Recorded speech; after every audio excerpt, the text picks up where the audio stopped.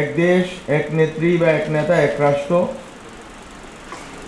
এই মটো ধরে শেখ হাসিনা তার বাবার পদাঙ্ক অনুসরণ করে যে রাষ্ট্র নির্মাণ করেছেন এবং তার বাবা যেখানে হোঁচট খেয়েছেন তিনি সেই বাধাগুলো নির্মমভাবে দূর করেছেন। মূলত শেখ হাসিনা শেখ মুজিব যেতটুকু করে যেতে পারেননি তারই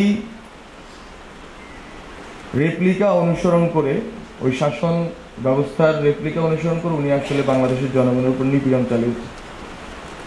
আমরা হয়তো অনেকেই ভুলে যাই যে 72 থেকে 75 সালে যেই স্টাইলে বাংলাদেশের জনগণের উপর নিপীড়ন চালানো হয়েছিল, বিরোধী দলের উপরে নিপীড়ন চালানো হয়েছিল, সেই একই স্টাইলে শেখ হাসিনা বাংলাদেশের মানুষের উপর নিপীড়ন চালিয়েছে। তফাৎ হচ্ছে ওই সময় আপনারা জানেন একটা জাতীয় রক্ষী বাহিনী নামে একটি বাহিনী তৈরি করা হয়েছিল বাংলাদেশ সেনাবাহিনীর বিকল্প হিসাবে,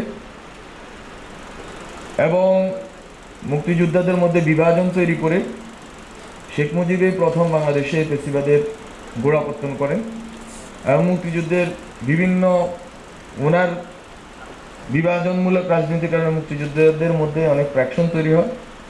এবং আমি যেটা বলি বা আমরা যেটা বলি যে বাংলাদেশের প্রথম এক দশকের ইতিহাস হচ্ছে মুক্তিযোদ্ধাদের দ্বারা মুক্তিযোদ্ধাদের হত্যার ইতিহাস, এবং এই ক্ষেত্রে শেখ মুজিবুর রহমান, তার জেআরবি তথা জাতীয় রক্ষী বাহিনী এবং আরও যে সকল কর্মকাণ্ড আছে, বিশেষ করে বাকশাল তৈরি করা এবং বিরোধী দলীয় নেতা কর্মীদেরকে নির্বিচারে গুম এবং হত্যা করা।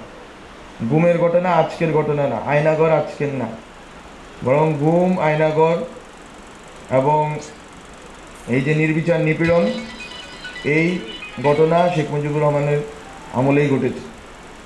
তার মেয়ে যেটা করেছেন, পুরো বাংলাদেশের প্রশাসন যন্ত্রকে জাতীয় রক্ষী বাহিনী বলে কোনো কিছু আর উনি আলাদা করে বানান নাই। উনি যেটা করেছেন, বাংলাদেশ পুলিশকে জাতীয় রক্ষী বাহিনীর রূপে রূপান্তরিত করেছেন, বিজিবিকে সীমান্ত থেকে এনে রক্ষী বাহিনীতে রূপান্তরিত করেছেন।